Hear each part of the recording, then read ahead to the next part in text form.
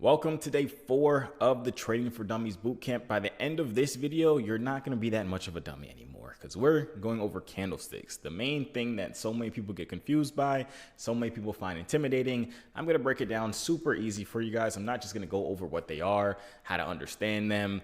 I'm also going to give you guys the patterns to look for that kind of let you know what's going to happen next. This is what we as traders look at to help us determine if we're going to enter into a buy or into a sell. It also tells us when we should enter into buys or sell. So this is extremely valuable information. Like I said, after this day of the boot camp, you're not going to be much of a dummy anymore, at least when it comes to understanding charts and candlesticks and what you're actually looking at.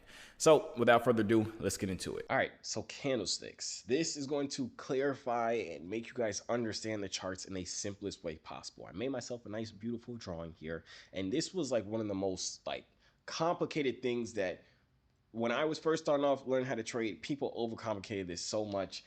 It's super simple, and I'm going to prove it to y'all. I've literally taught this to like a freaking 10-year-old, and they completely understand it. So if you're over the age of 10, as I mentioned before, you stand a pretty good chance.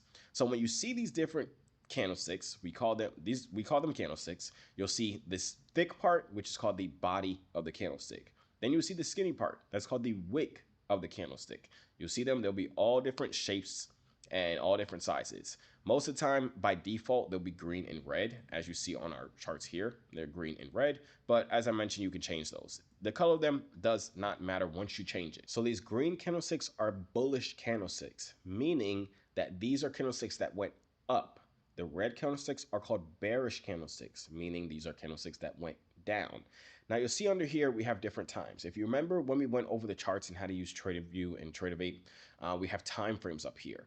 These time frames up here that you see, the 1M, that simply means it's on the 1 minute time frame. 5M or 5 minutes means we're on the 5 minute time frame.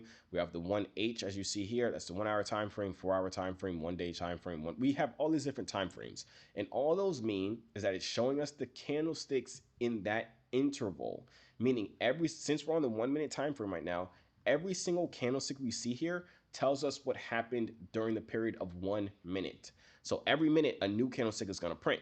In my drawing here, my beautiful, amazing drawing here that I made, you see we're on the 1 minute time frame. This is the 10 o'clock candlestick, meaning this candlestick is going to tell us everything that happened from 10 o'clock to 10:01. Once 10:01 starts, we'll have a new candlestick. And this candlestick, as you see, is the 10:01 candlestick.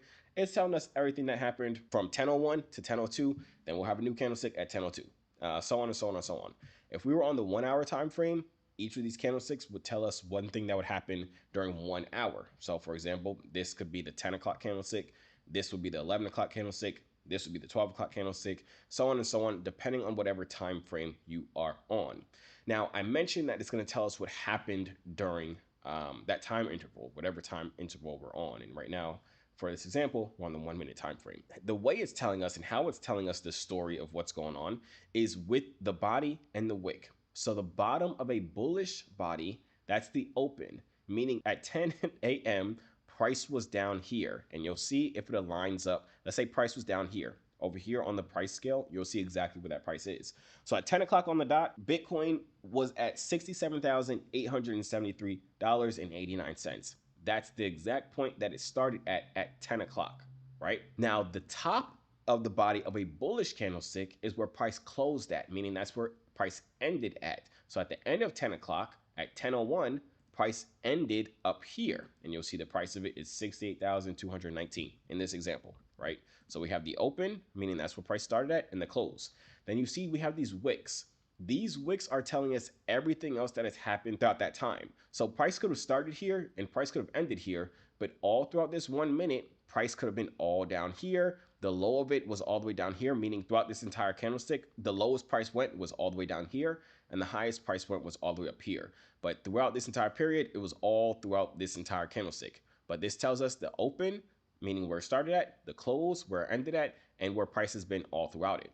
Then you'll notice here on our next candlestick, this bearish candlestick, the reason it's a bearish candlestick is because now the top of the body is where price started at.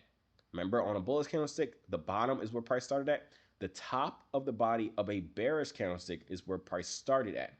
And the bottom of it is where price ended at, meaning that price started up here and it ended lower. That's why it's a bearish candlestick. Now the wicks work the exact same, meaning this is the highest of where price was, and this is the lowest of where price was throughout this entire candlestick. So that's telling us that picture, but it's telling us that price is lower than where it started at throughout this 10:01 candlestick. And then you'll see the next